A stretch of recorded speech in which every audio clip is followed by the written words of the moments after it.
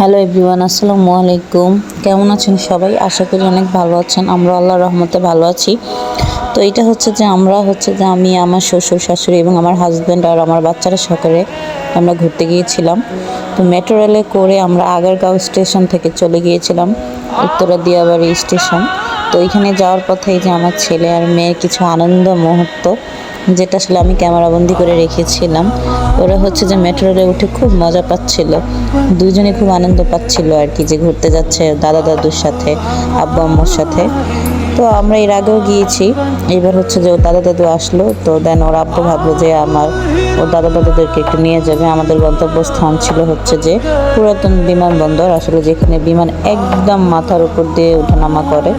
এটা হচ্ছে যে বাউনিয়া বলে। আপনারা কে কে গিয়েছেন আমি জানি না। তো এই যে দেখেন, এখানে হচ্ছে যে দাঁড়ালেই হচ্ছে যে একদম মাথার উপর দিয়ে একদম বিমান যায়। তো আমার বাচ্চারা এটা খুব এনজয় করেছে আর কি, এই জন্যই ওদেরকে এখানে নিয়ে আসলাম এবং আমার শ্বশুরকেও দেখানোর জন্য নিয়ে আসলো, যে ওনারা একটু দেখো, ঘুরে যাক, যে আসলে এটা কত সুন্দর মুহূর্ত বা একদম কাছ থেকে দেখতে কেমন লাগে আর কি।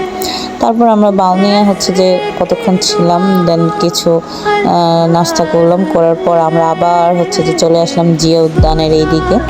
এই তো আমার বাচ্চারা হচ্ছে জিয়া উদ্যানের এইদিকে হাঁটাহাঁটি করতেছিল। ভাই বোন খুব আনন্দে ছিল যে ওরা ঘুরতে বের হয়েছে। আর ঘুরতে বের হলে তো আসলে বাচ্চা কেন, বুড়োদেরও মন ভালো হয়ে যায়। কারণ হচ্ছে যে মানসিক যত টেনশন বা যত কিছুই থাকুক না কেন, কেউ যদি ঘুরতে যায় তখন তার মনও ফ্রেশ হয়ে যায়, মাথাও ঠান্ডা হয়ে যায়।